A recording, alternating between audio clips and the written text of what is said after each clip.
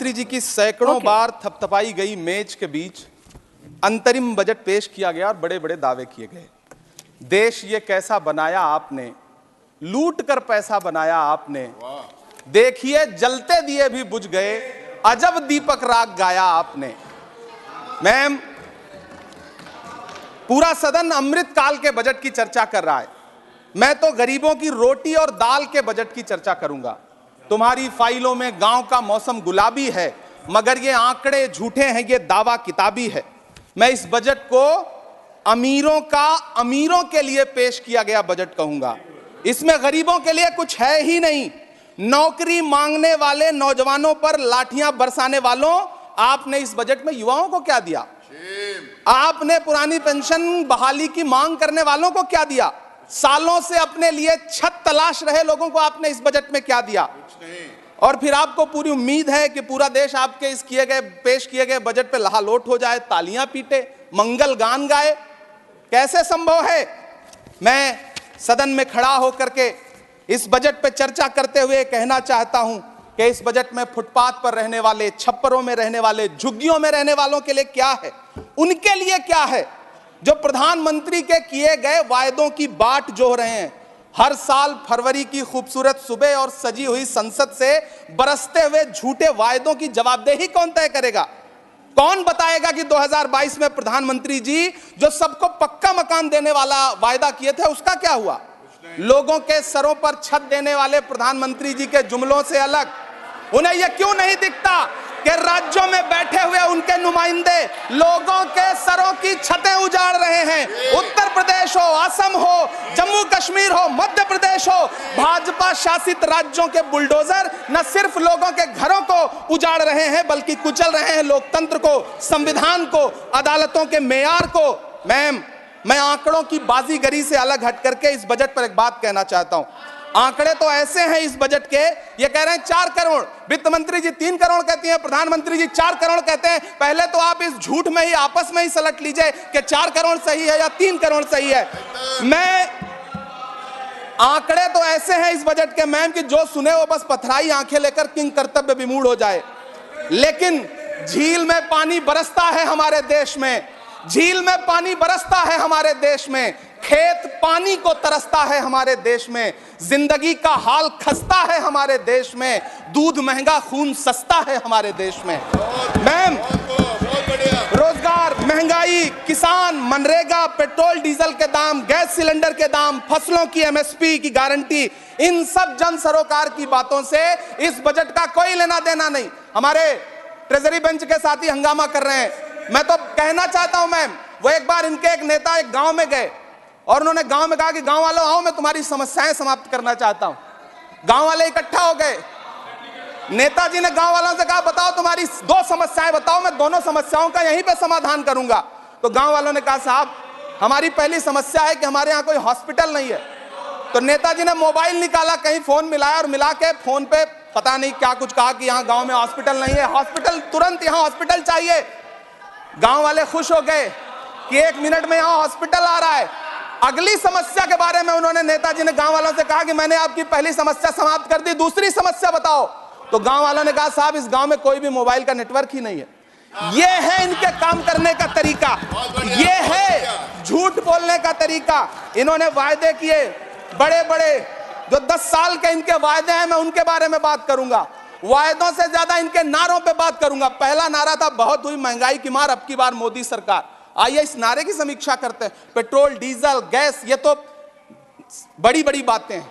आटा, चावल, दूध, दही, पनीर, छाछ, सब चीज पे जीएसटी।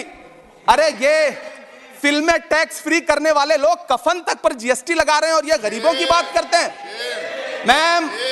मैम, ये सरकार झूठ की सरकार है। ये सरकार के जितने दावे हैं सब खोखले हैं। आज प्रधानमंत्री जी कह रहे थे सबका साथ सबका विकास। ये कैसा सबका साथ सबका विकास है कि मौलाना आजाद नेशनल फेलोशिप आपने बंद कर दी, आपने माइनॉरिटी डिपार्टमेंट का बजट घटा दिया।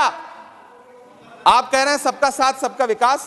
आप बात करते हैं बेटी बचाओ बेटी पढ़ाओ, हमारी आंखें हाथरस से लेकर कठुआ से लेकर के और देश की जंतर मंतर की सड़क वो देख रहे हैं जब हमारी ओलंपिक पदक लाने वाली बेटियों को प्रधानमंत्री की चौखट पे अपना मेडल रख देना पड़ रहा है। इससे शर्मनाक क्या हो सकता है? मैम, कृषि विकास दर जो 2014 में 4.6% थी, इस वर्ष गिरकर 1.8 कैसे हो गई? क्यों हर दिन 31 किसान आत्महत्या करने को मजबूर हैं?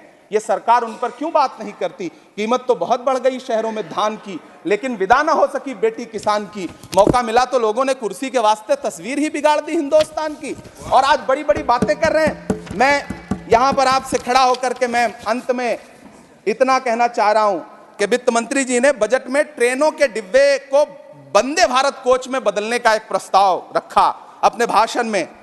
ठीक है, यह सुनने में कानों को बहुत अच्छा लगता है, लेकिन मैम, यह सरकार ट्रेनों की सुरक्षा के बुनियादी मुद्दों पर एक शब्द नहीं बोलना चाहती। बालासोर हादसे में घायल हुए लोगों की चिता की राख अभी तक ठंडी नहीं हुई है। वंदे भारत के वीडियो पोस्ट करने वाली यह सरकार कभी भारत की जनरल डिब्बों की, रेलवे के स्लीपर क्लास डिब्बों की वीडियो अगर पोस्ट करे ट्विटर पे, तब समझ में आए। बिहार से, इलाहाबाद से, लखनऊ से दिल्ली आने वाली, मुंबई जाने वाली ट्रेनें देख लीजिए, उनकी हालत देख लीजिए, तो आपको लगेगा कि ये वही ट्रेनें हैं। आज स्थिति यह है कि रेलवे स्टेशन तो छोड़िए, रनवे पर खाना खिला रही हैं आपकी प्राइवेट एयरलाइंस। अभी आपने जुर्माना लगाया है, नोटिस दिया है एक एयरलाइंस को। यह स्थिति आपने करके रख दी है ट्रेनों की, एयरलाइंस की। ऐसे में मैम, कागजों पर तो आप कितना भी वंदे भारत और बुलेट ट्रेन सर पर दौड़ा लीजिए, लेकिन असल में भारत की ट्रेनों की डिब्बों की सवारियों की हालत देखने लायक है। अगर सरकार खुली आंखों से उसे देखना चाहे तो देखे और उनकी स्थिति सुधारे।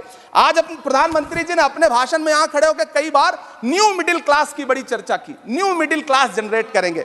लेकिन मैं तो यहां खड़ा होकर के सरकार से कहना चाहता हूं कि न्यू मिडिल क्लास का जुमला अपने पास रखिए। यह बताइए कि जो पुराना मिडिल क्लास है उसके साथ आप कैसा व्यवहार कर रहे हैं। आज उसकी स्थिति क्या है?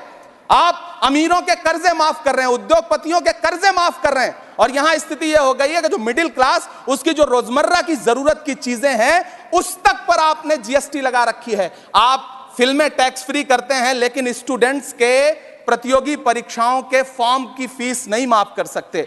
आपको बाकी जगहों पर टैक्स लेना है, हर जगह टैक्स लेना है। मिडिल क्लास से आपका कोई रिश्ता नहीं। मिडिल क्लास तो आपसे कह रहा है कि मोहब्बत, भाईचारे के दीवाने दिन ही लौटा दो, वो सस्ती दाल सब्जी के सुहाने दिन ही लौटा दो। ये अच्छे दिन तो अंबानी अडानी को मुबारक हो, हमें ऐसा करो साहब, पुराने दिन ही लौटा दो। वो पुराने दिन जो बहुत अच्छे थे, वो पुराने दिन जहां लोग एक दूसरे से मिलजुल करके रहते थे। मैम, इलाहाबाद, दिल्ली, कोटा जैसे शहरों में छोटे छोटे कमरों में अभावों के साथ पढ़ाई कर रहे युवा किताबों के साथ गल चुके हैं। उनके हिस्से अधेड़ अवस्था तो आई है, लेकिन नौकरी और रोजगार नहीं आया।